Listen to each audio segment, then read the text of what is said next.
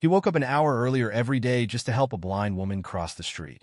When she disappeared one morning, he feared the worst, until a black limousine changed everything.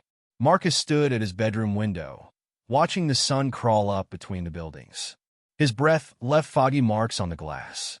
6 floors below, cars already clogged the streets. Their horns echoed off the concrete walls, a sound he'd gotten used to over the years. He checked his phone. 6:45 a.m. His mom wouldn't be home for another hour, just enough time to get ready for school. In the kitchen, the note she'd left stuck to the fridge caught his eye. Breakfast in the microwave. Love you, Mom. The same words, different paper, every morning. He pulled out the wrap plate and pressed start, watching the eggs and bacon spin behind the cloudy glass. The apartment felt bigger when he was alone. Empty chairs, quiet rooms. The TV stayed off. He didn't like background noise when his thoughts were already loud enough. Marcus ate quickly, dropped his plate in the sink, and grabbed his backpack. The hallway lights flickered as he locked the door. In the elevator, Mrs. Rodriguez from Forby nodded hello, clutching her morning paper. Your mother working double shifts again? She asked. Yeah, hospital nights, cleaning office buildings in the morning. Mrs. Rodriguez clicked her tongue. That woman's too good for this world. You're lucky to have her. I know. The lobby doors opened to a blast of morning air. Marcus pulled his jacket tighter and joined the stream of people on the sidewalk. Men in suits, women in heels, everyone staring at phones, coffee cups, or nothing at all. He took his usual route past the fancy stores. Gucci, Prada, names his mom said cost more than their rent. The security guard at Maxwell's Jewelry watched him through the glass, hand resting on his belt. Marcus kept his eyes forward, shoulders straight. He'd learned that looking guilty made people treat you guilty.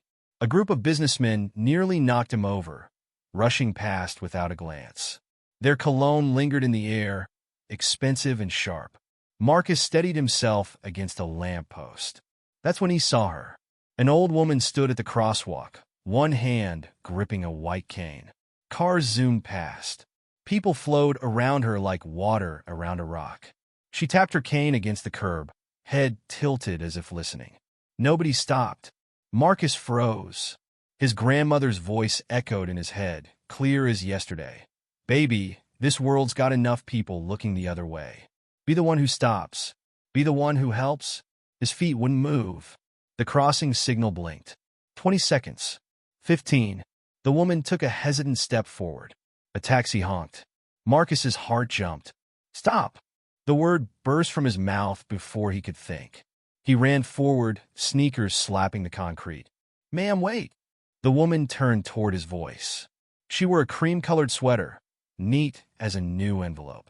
Wire-rimmed glasses caught the morning sun. Yes.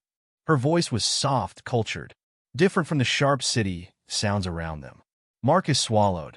Up close, he noticed how her eyes didn't quite focus on him. I could help you cross if you want. She smiled. The skin around her eyes crinkled. That would be very kind. His hand hovered near her elbow. Is it okay if I? Please.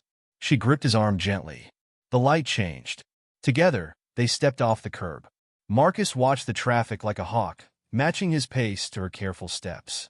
A businessman brushed past them, muttering about slow people. The woman's grip tightened slightly. My name is Dorothy, she said as they reached the halfway point. I'm Marcus. Well, Marcus, you have excellent timing. I was beginning to think I'd be standing there until lunch. He laughed, surprised by her humor. People are kind of busy in the morning. Busy doesn't mean blind, Dorothy said. Though in my case, I suppose it does. They reached the other side.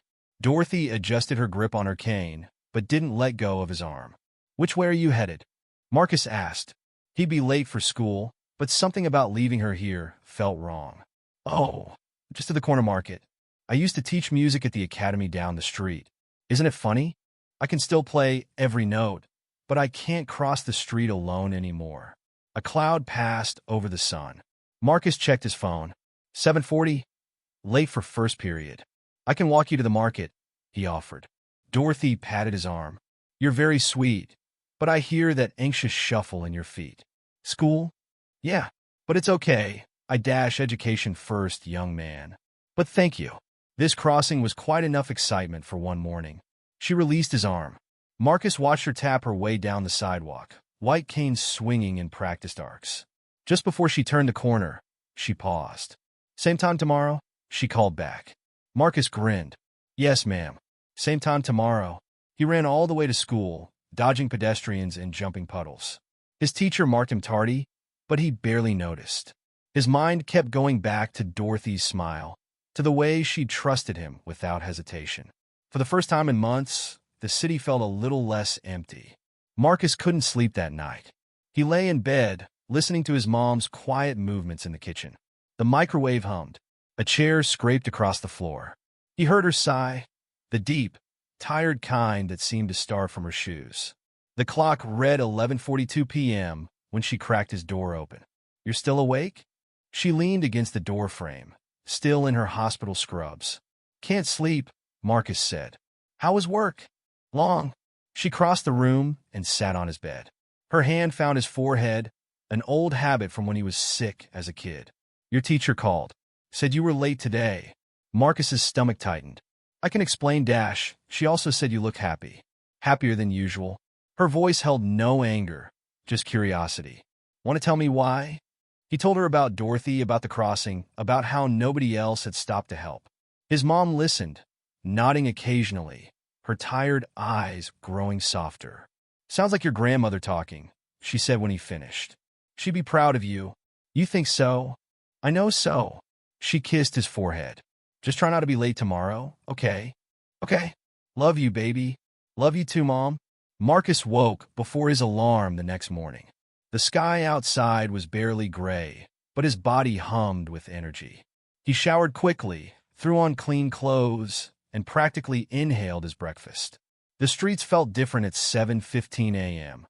Fewer people, less noise. The air smelled cleaner somehow. He reached the crosswalk where he'd met Dorothy and waited, shifting from foot to foot. 7:30 came and went. No Dorothy. A knot formed in his stomach. Maybe she wasn't coming. Maybe he'd misunderstood. Maybe, "Good morning, Marcus." He spun around. Dorothy stood a few feet away, cane in hand, wearing a blue sweater today. "You remember my name?" he said, then felt stupid for saying it. She laughed. "Of course I did. I may not be able to see, but my memory works just fine." She held out her hand. "Shall we?" This time, Marcus felt more confident taking her arm. They waited for the light, and he described the morning around them. "The sun's just coming up over the buildings," he said. "Makes everything kind of orange. There's a guy selling coffee from a cart across the street. Smells good. That would be Tony. Best coffee in the city, though don't tell Starbucks I said that." Dorothy tilted her head. "You're good at this, you know. Describing things. Most people just say it's nice or looks good today." The light changed. They stepped off the curb together, moving at Dorothy's pace. "How long have you?" Marcus trailed off, unsure how to ask. "Been blind?" "About 5 years now. Macular degeneration. It was gradual, which was both a blessing and a curse. Gave me time to adjust, but also time to watch the world fade away." Her voice stayed light, matter of fact. "I taught music for 40 years at St. Catherine's Academy. Still remember every key on my piano." "You were a teacher?" "Still am, in my heart. Music doesn't need eyes, just ears and soul." They reached the other side. Dorothy turned toward him. "Do you play any instruments, Marcus?" "No, ma'am. Always wanted to learn piano, but—" He shrugged, forgetting she couldn't see it. "We can't afford lessons." "Ah." She was quiet for a moment. "You know, I used to give lessons in exchange for help with errands. Not anymore, of course, but those were some of my favorite students. The ones who worked for their music." Marcus's heart beat faster. "Really?" "Indeed. Some of them became quite accomplished." She squeezed his arm gently. "Would you like to hear about my favorite student? We have a few blocks to go." "Yes, please." As they walked, Dorothy told him about Michael Chun, a boy who'd cleaned her studio every Saturday in exchange for lessons. How he'd struggled at first, his fingers stiff and clumsy on the keys. How he'd practiced during lunch breaks at school, drawing a keyboard on paper when he couldn't access a real one. "He played at Carnegie Hall last year," she finished as they reached the market. "Called me the night before to thank me. Said he still hears my voice counting beats when he performs. Marcus tried to imagine it, sitting at a piano, making music that could move people to tears. His fingers twitched at his sides. I should let you get to school, Dorothy said. Thank you for the company, Marcus. And the stories. I didn't tell any stories. Oh, but you did. The way you describe what you see. That's storytelling. That's art. She smiled. Same time tomorrow? Yes, ma'am. I'll be here. Marcus walked backward a few steps, watching Dorothy enter the market. Through the window, he saw the cashier greet her by name, coming around to help her with her shopping. He ran to school again, but this time he was early. During math class, his fingers tapped silent piano keys on his desk, playing imaginary songs that only he could hear. At lunch, he sat alone like usual. But for the first time, the solitude felt like a choice rather than a sentence. His mind kept going back to Dorothy's stories, to the way she talked about music like it was magic anyone could learn. The day passed in a blur. On his way home, Marcus stopped at the crosswalk where he'd met Dorothy. The evening crowd pushed past him, everyone in a hurry to be somewhere else. He stood still, watching the light change from red to green and back again. Tomorrow, he decided, tomorrow he'd ask Dorothy about music lessons, about trade, about possibilities. His mom was asleep when he got home, her scrubs laid out for her night shift. Marcus made dinner quietly, did his homework, and went to bed early. For the first time in months, he fell asleep smiling. Marcus's alarm buzzed at 6 a.m. He shut it off before the first beep finished, already wide awake. His mom's keys jingled in the living room. She was just getting home from her hospital shift. Marcus? She appeared in his doorway, dark circles under her eyes. Baby, why are you up so early? Meeting Dorothy, he said, pulling on his socks. Remember? The lady I helped cross the street? His mom leaned against the wall, swaying slightly. That's still happening? Every day this week. He grabbed his backpack. You should sleep, Mom. You look tired. She caught his arm as he passed. Hey, you're being careful, right? Not telling her where we live or anything. Mom, I know. Just... She pulled him into a hug. He smelled hospital antiseptic on her uniform. Be smart, okay? I am. Promise. He hugged her back. There's leftover pasta in the fridge for when you wake up. The morning air hit his face like cold water. Marcus jogged to their meeting spot, arriving 15 minutes early. He bought 2 coffees from Tony's cart, one black, one with cream and sugar. Dorothy appeared right on schedule, her cane tapping a steady rhythm on the sidewalk. Good morning, Marcus, she called before he could speak. I know those squeaky sneakers anywhere. He laughed. How do you do that? No, it's me. Everyone has a signature sound. Yours is young sneakers and a backpack that needs new zippers. She sniffed the air. Is that coffee I smell? Yes, ma'am. He pressed the cup into her hand. Cream and sugar. I guessed. Her fingers wrapped around the warm cup. Good guess. Thank you, dear. She took a sip. Perfect. Shall we? They fell in a step together, waiting for the light. A businessman bumped Marcus's shoulder, spilling some of his coffee. Hey, watch it. Marcus called after him. Don't waste your breath, Dorothy said. Some people are too busy living to notice life. The walk signal blinked on. They crossed slowly, Dorothy's cane sweeping the pavement ahead of them. I've been thinking, Marcus said, about what you said yesterday, about trading work for piano lessons. Dorothy's grip tightened slightly on his arm. Have you now? Yes, ma'am. I could help you not just crossing the street, but other things too. Shopping, cleaning, whatever you need. A taxi honked nearby. Dorothy waited until the noise faded. That's a generous offer, she said carefully. But what would your mother think? She'd be okay with it. I mean, once she met you and everything, they reached the other curb. Dorothy stopped walking. Marcus, she said, turning toward him. Do you know why I trust you? No, ma'am. Because you didn't have to help me that first day. No one asked you to. No one was watching. You did it simply because it was right. She patted his arm. That kind of kindness is rare. But it needs to be protected too. I don't understand. Let's take things slow. Keep meeting in the mornings. Get to know each other properly. She smiled. Then we'll talk about lessons. Marcus's heart sank a little, but he nodded. Yes, ma'am. They walked another block in comfortable silence. A cool breeze rustled the few trees lining the street. "Tell me about school," Dorothy said. "What's your favorite subject?" "Music, actually, but we only have it once a week. Just singing and basic stuff." "And your least favorite?" "Math. All those numbers." He shuddered dramatically, making her laugh. "You know, music is full of math. Rhythm, tempo, intervals, it's all mathematics in disguise." "Really?" "MMHM. Bach was practically a mathematician. His compositions are like perfect equations." A car swerved through the intersection ahead, running the red light. Marcus instinctively pulled Dorothy back from the curb. "Careful," he said. "My hero." She squeezed his arm. "Good instincts." They waited for the next light.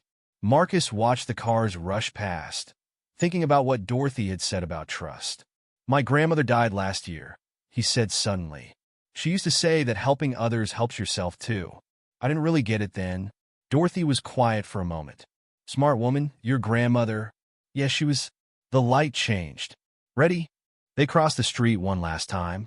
The market's automatic doors whooshed open, releasing the smell of fresh bread. "Same time tomorrow?" Dorothy asked. "Actually," Marcus shifted his backpack. "Would it be okay if I came a little earlier? Maybe we could talk more about music." Her smile warmed her whole face. "I'd like that very much." Marcus watched her enter the store, then checked his phone. For the first time since they'd started meeting, he wasn't late for school. During lunch, he looked up Bach on his phone, reading about mathematical patterns in music. The cafeteria noise faded away as he lost himself in articles about harmony and rhythm. After school, he took the long way home, past the music store he usually avoided. In the window, a sleek black piano gleamed under spotlights. Marcus pressed his hand against the glass, imagining what those keys would feel like under his fingers. "Someday," he whispered. His mom was still asleep when he got home. He did his homework quietly, made dinner, and left a note telling her he loved her. That night, he dreamed of piano keys dancing with numbers, creating patterns he almost understood. The routine became as natural as breathing. Every morning, Marcus met Dorothy at their corner. Every morning, they shared coffee and conversation. Every morning, he learned something new about music. Today was different. A chill hung in the air, and dark clouds threatened rain. "You're quiet this morning," Dorothy said as they waited for the light. "Penny for your thoughts?" Marcus watched a pigeon peck at a discarded bagel. "Just thinking about what you said yesterday. About Mozart writing his first symphony at 8 years old." "Ah, feeling behind schedule. Are we?" "Kind of." He guided her around a broken bottle on the sidewalk. "I mean, I'm 11, and I've never even touched a piano." Dorothy hummed thoughtfully. "You know, Marcus, Mozart had a father who pushed him to practice 6 hours a day. Not everyone gets that kind of start, I guess." They crossed in silence. A few raindrops splattered the pavement. "Tell me," Dorothy said, "if you could do anything, anything at all, what would it be?" Marcus's throat tightened. He'd never said it out loud before, not even to his mom. "I want—" He took a deep breath. "I want to make people feel things with music. Like how your stories about concerts make me feel. Like I'm somewhere bigger than here." Dorothy stopped walking. Her free hand found Marcus's face, touching his cheek gently. "That," she said, "is the best reason to make music I've ever heard." A man in an expensive suit stopped nearby, watching them. Marcus noticed him, but kept talking. "Really? Not to be famous or make money. Fame fades. Money gets spent. But touching someone's heart?" Dorothy shook her head. "That lasts forever." The man in the suit stepped closer. Marcus tensed. "Mrs. Wilson?" the man called. Dorothy's hand dropped from Marcus's face. "Yes." "Edward Pierce, from the Foundation. I've been trying to reach you." "Ah, Edward. Still checking up on me?" The man glanced at Marcus. "Just doing my job, ma'am." "Your husband's legacy dash is in good hands." Dorothy cut him off. "Now, if you'll excuse us, my young friend is going to be late for school." She gripped Marcus's arm tighter. He led her away, feeling the man's eyes on his back. "Who was that?" Marcus asked when they were out of earshot. "Just a businessman who thinks he knows what's best for me." Dorothy's voice was tight. "Don't worry about him." But Marcus did worry. The man's expensive suit, his careful way of speaking, it didn't fit with the Dorothy he knew, who bought coffee from street carts and knew all the local shop owners by name. They reached the market earlier than usual. Dorothy seemed distracted. "Marcus," she said before going inside. "Would you like to hear a secret?" "Yes, ma'am." She leaned close. "Dreams don't have deadlines. Mozart was 8. You're 11. Numbers don't matter. What matters is the music in your heart. But how will I ever learn? We can't afford dash. Do you trust me?" "Yes." "Then trust this too. When the time is right, music will find you." The market's doors opened. Dorothy squeezed his hand once, then disappeared inside. Marcus walked to school slowly, replaying the morning in his head. The man in the suit. Dorothy's reaction. The way she touched his face when he talked about his dreams. During lunch, he Googled Dorothy Wilson musician on his phone. Nothing came up. He tried Edward Pierce Foundation, but got too many results to sort through. Rain fell steadily all afternoon. In his last class, Marcus stared out the window, watching water trail down the glass. His fingers tapped silent rhythms on his desk. The walk home was wet and cold. He passed the music store again, but the piano in the window was covered today. Through the glass, he saw price tags with more zeros than he could count. His mom was awake when he got home, getting ready for her night shift. "How's your friend Dorothy?" she asked, fixing her uniform. "Good, Mom." He hesitated. "What if I told you I want to learn piano?" She stopped moving. "Baby, you know we can't afford dash. I know. But what if there was a way? What if someone offered to teach me?" "Marcus." She knelt in front of him. "Has Dorothy offered to teach you?" "Not exactly. But she used to be a teacher, and dash, listen to me." Her hands gripped his shoulders. "I know you want this. I know it hurts that we can't afford lessons. But we can't go asking strangers for favors. Dorothy's not a stranger anymore. She is to me." His mom sighed. "Just be careful with your heart, okay? Sometimes people aren't what they seem." Marcus went to bed early that night, but he couldn't sleep. Rain drummed on his window. In the distance, sirens wailed. He thought about Dorothy's secret, about dreams finding you when the time was right, about the man in the suit and his talk of legacies. Tomorrow, he decided. Tomorrow he'd ask Dorothy the questions burning in his mind. About who she really was, about why that man was watching her. But when tomorrow came, Dorothy wasn't at their corner. Marcus waited in the rain for 30 minutes. No familiar tap of a white cane. No gentle voice calling his name. For the first time in weeks, he walked to school alone. Marcus arrived at their corner an hour early the next morning. The streets were still dark, streetlights casting yellow pools on wet pavement. Tony hadn't even set up his coffee cart yet. He paced back and forth, checking his phone every few minutes. 6:30, 6:45. 7 o'clock, Tony arrived with his cart. "Hey, kid. No old lady today." "Not yet." Marcus's stomach churned. "Have you seen her?" "Nah, not since yesterday." Tony started setting up. "Coffee while you wait?" Marcus shook his head. He'd save his coffee money for 2 cups, like always. 7:15 came and went. Then 7:30.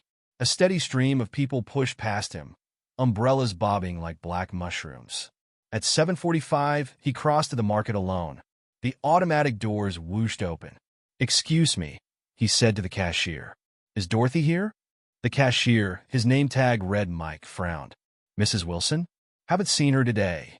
Or yesterday. Come to think of it, do you know where she lives? Or her phone number?" "Sorry, kid.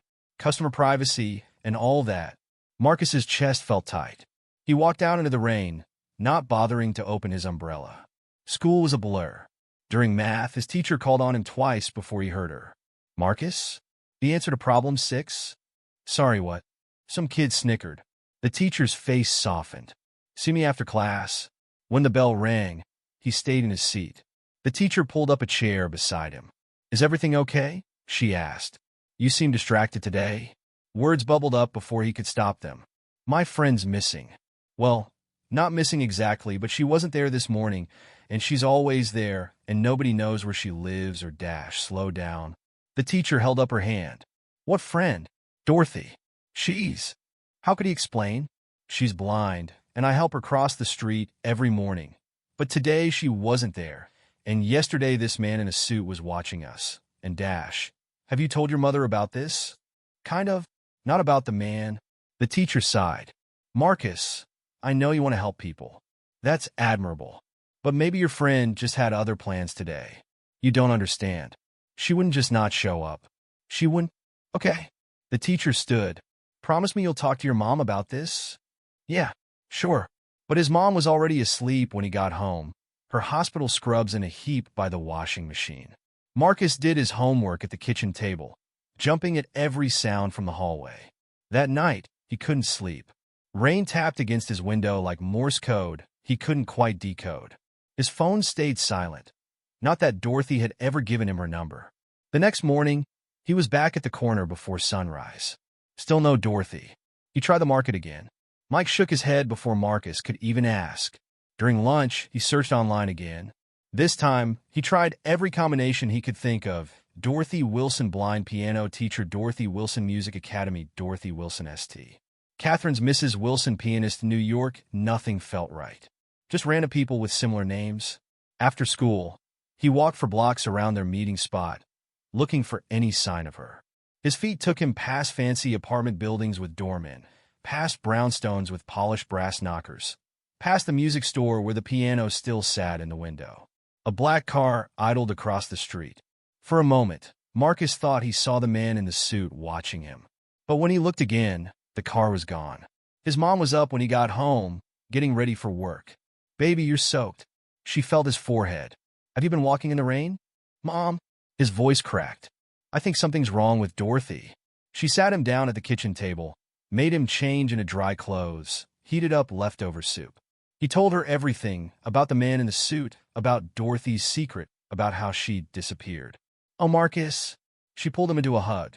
Sometimes people have reasons for leaving that have nothing to do with us. But what if she's hurt? What if something happened? Tell you what. She pulled back, looking him in the eye. If she's not there tomorrow, we'll go to the police. File a report. Okay. He nodded, throat too tight for words. That night, Marcus dragged his chair to the window. The city lights blurred through the rain-streaked glass. Somewhere out there, Dorothy was where? Safe at home? In trouble? Just avoiding him? He remembered her words about trust, about kindness, about dreams finding you when the time was right. Where are you? He whispered to the city below. No answer came. Just the endless sound of rain and traffic, the rhythm of a city that never slept but somehow still felt empty. Tomorrow, he thought. Tomorrow she'll be there. But morning came, and the corner stayed empty. No Dorothy. No white cane tapping the sidewalk. No gentle voice calling his name.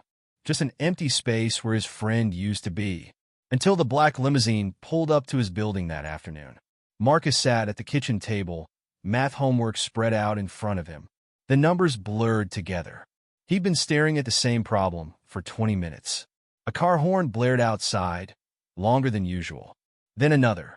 He went to the window. A black limousine blocked the street, hazard lights flashing. Other cars honked as they squeezed past. The limo sat there, engine running, like a huge black cat waiting for something. Marcus's phone buzzed. Unknown number. Hello. Is this Marcus? A man's voice. Familiar. His hand tightened on the phone. Who is this? Edward Pierce. We met briefly the other day with Mrs. Wilson. The man in the suit. Marcus's heartbeat quickened. Where's Dorothy? She's fine. She asked me to deliver something to you. I'm outside your building. Marcus pressed his face against the window. Far below, a figure in a suit stood beside the limo. How do you know where I live? Mrs. Wilson told me. She's very thorough when she wants something done. A pause. Will you come down? Or should I come up? Marcus thought about his mom's warnings about strangers. But this man knew Dorothy, knew where he lived already. I'll come down. He grabbed his keys, locked the apartment, and took the stairs two at a time. The lobby was empty except for the security guard, who barely glanced up from his phone. Outside, the air felt thick with exhaust and rain. Edward Pierce stood under a black umbrella, looking exactly as Marcus remembered. Expensive suit, careful posture, watchful eyes. Hello, Marcus. He held out a cream-colored envelope. From Mrs. Wilson. Marcus took it slowly. Why didn't she give it to me herself? She'll explain everything in the letter. Pierce checked his watch. I'll wait while you read it. The envelope was heavy, made of thick paper. Marcus's name was written on the front in elegant handwriting. His fingers shook as he opened it. Dear Marcus, first, I owe you an apology. Disappearing without warning was cruel, especially to someone who has shown me such kindness. But I needed to be sure. You see, my late husband was Jonathan Wilson, the composer. When he died, he left his fortune to support young musicians, those with talent but without means. The foundation that bears his name has helped hundreds of children learn music. But money and opportunity, while wonderful things, aren't enough. Character matters more.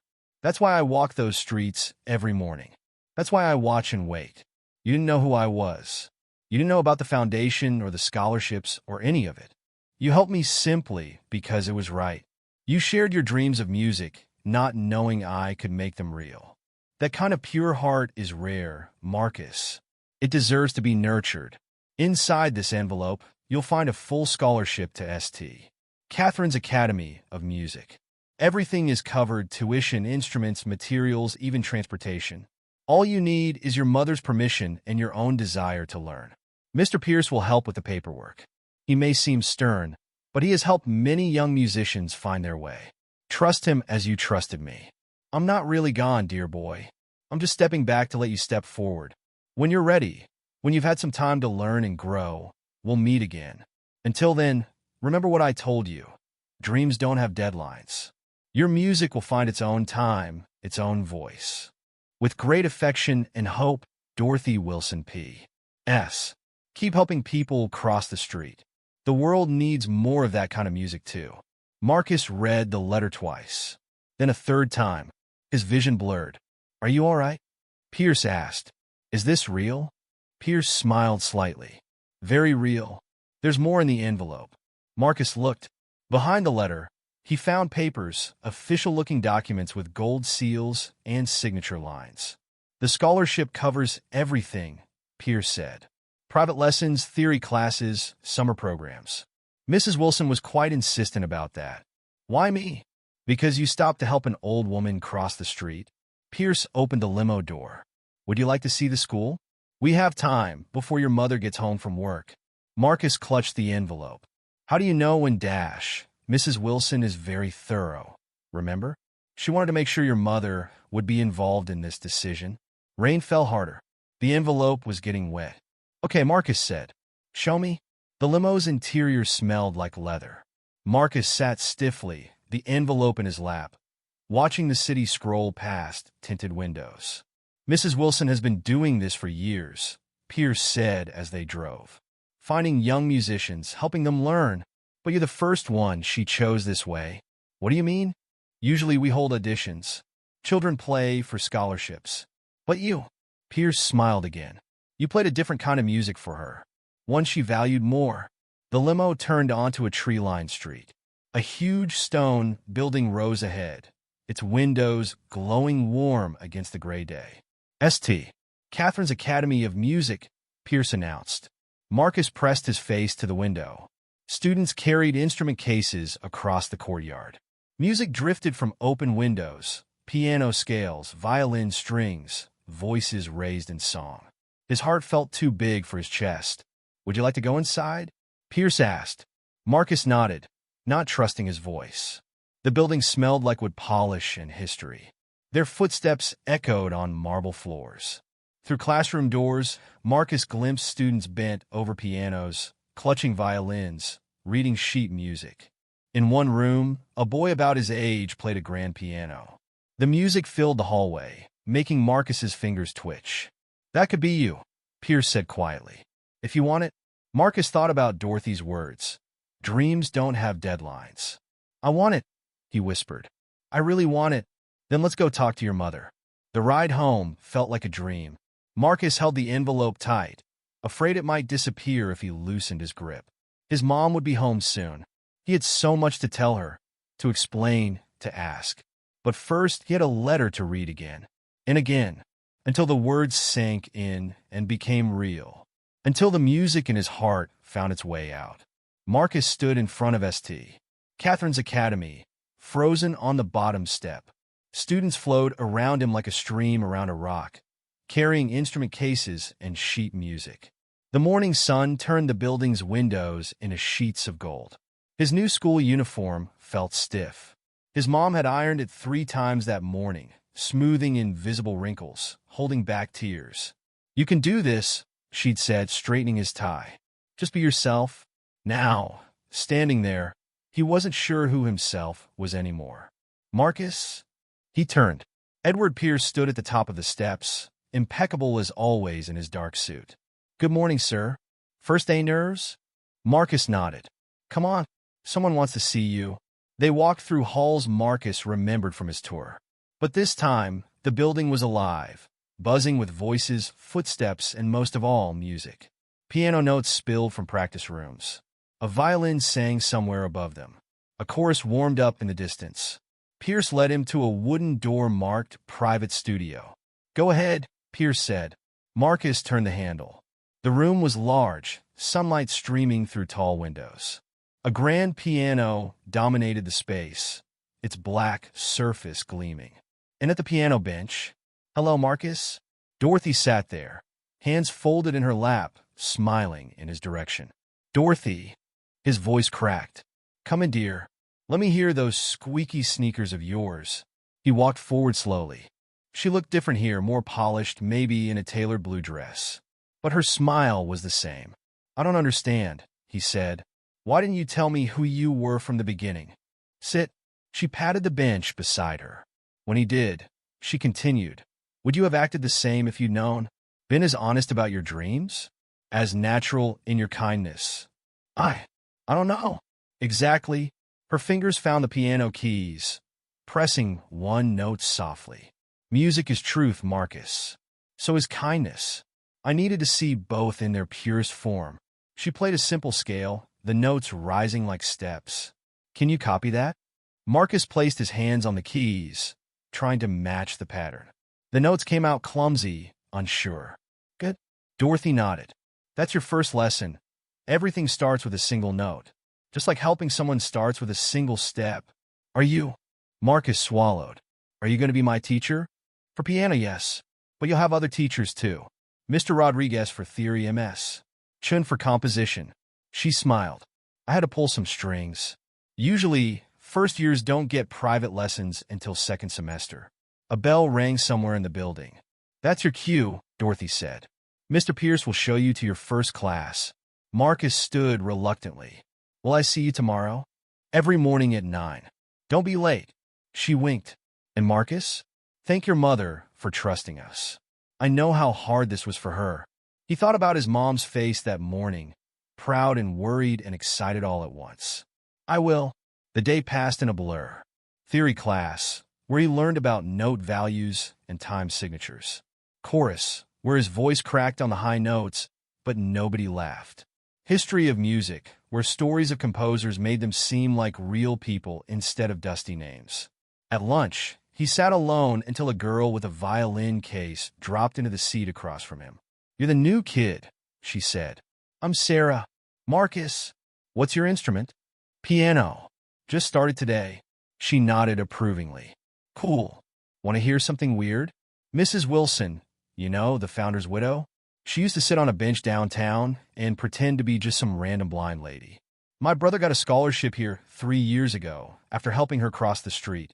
Marcus's fork stopped halfway to his mouth. "Really?" "Yeah, she's kind of famous for it. Likes to find students who are nice before they know it matters." Sarah tilted her head. "Is that how she found you?" Before he could answer, the lunch bell rang. The afternoon brought more classes, more music, more moments of feeling simultaneously lost and found. By the time the final bell rang, Marcus's head buzzed with notes and terms he'd never known existed. Pierce waited by the front door. "Car's outside," he said. "Unless you'd prefer the subway?" "Car, please."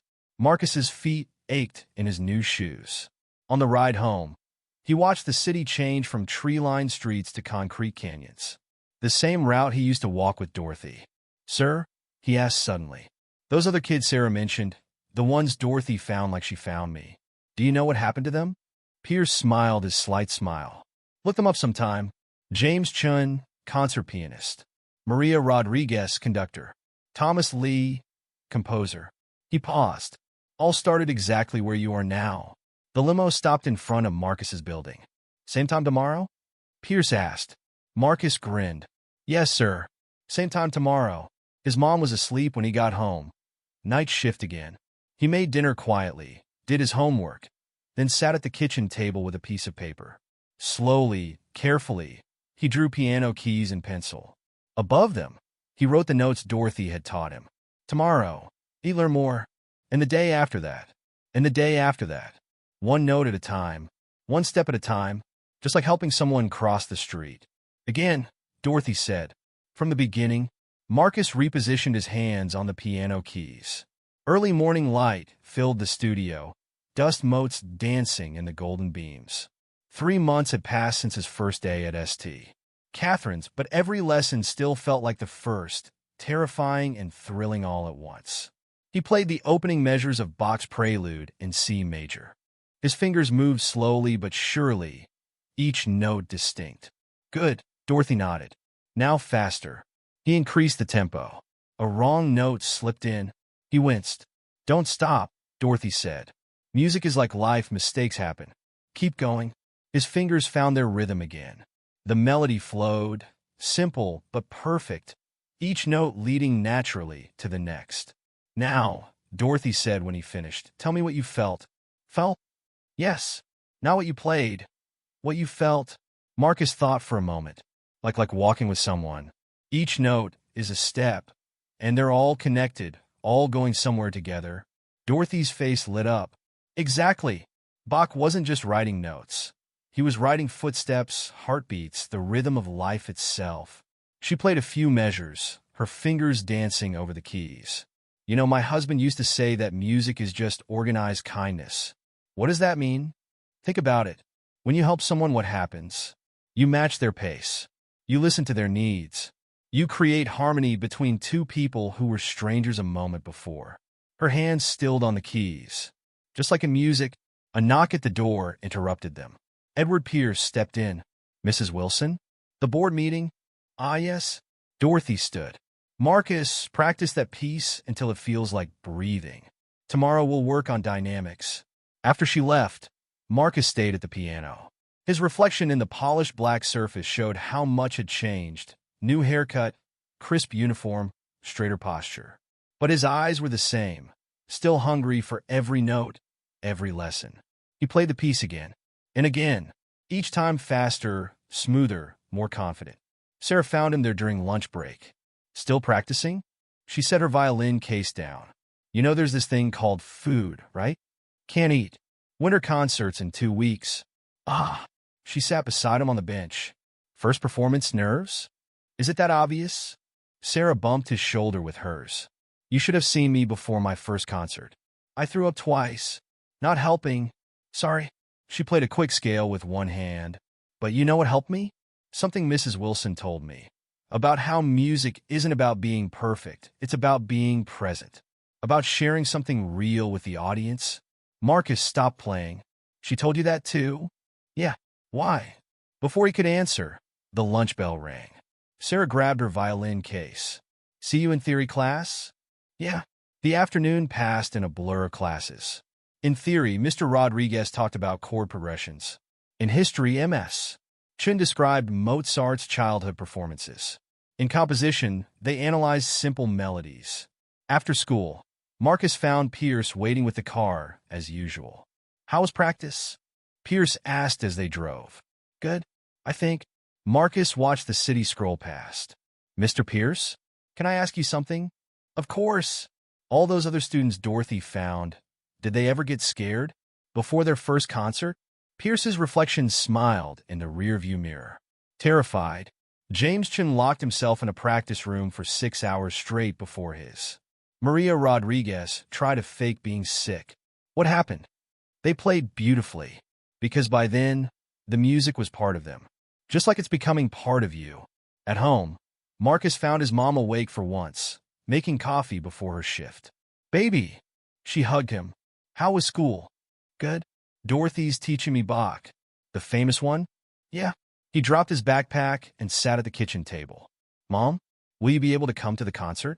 I know you're working, but dash, Already arranged coverage for my shift.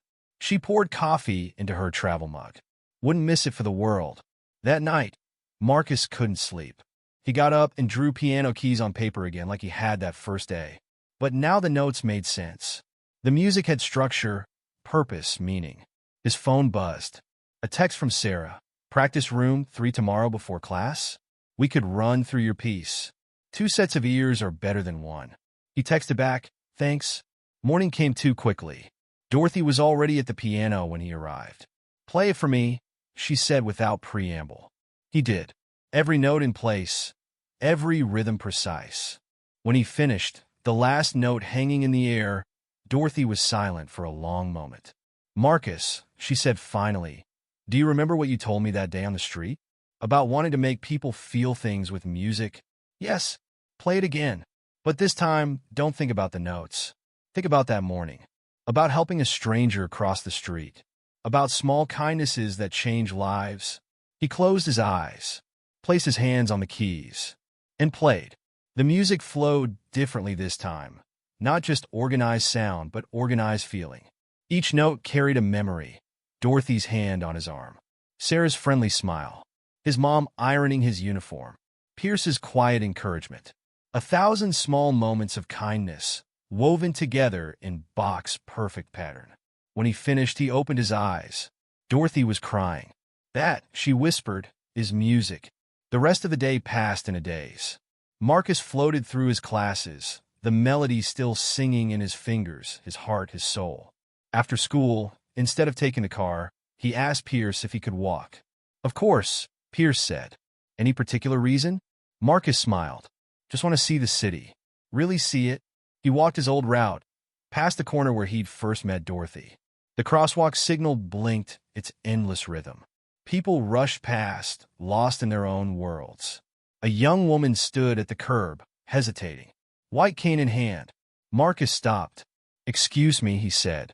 Would you like some help crossing? The woman smiled. That would be very kind. They crossed together, step by step, like notes in a perfect progression. Like organized kindness. Concert day arrived with a weak winter sun and nervous energy crackling through St. Catherine's halls.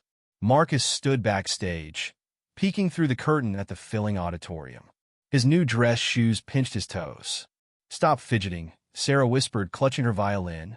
She'd finished her piece 10 minutes ago, a flawless rendition of Vivaldi that still echoed in the hall.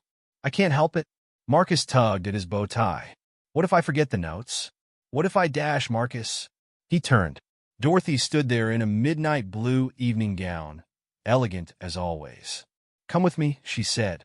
He followed her to the practice room, where they'd spent so many mornings. The piano waited, silent and familiar. Sit, Dorothy said. He did. She settled beside him on the bench. Tell me what you see, she said. What?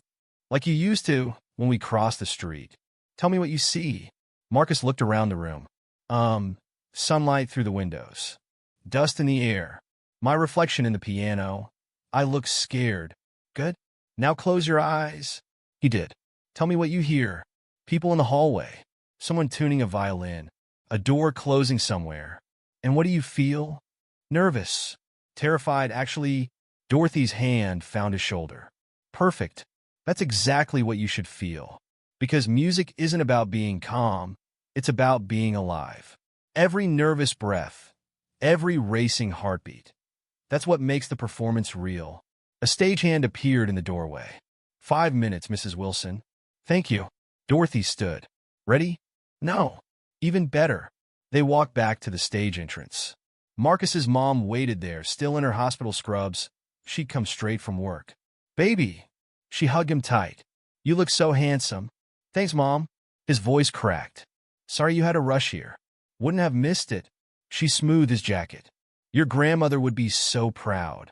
The stagehand returned. 2 minutes. Marcus's heart thundered. Dorothy touched his arm, just like she used to at the crosswalk.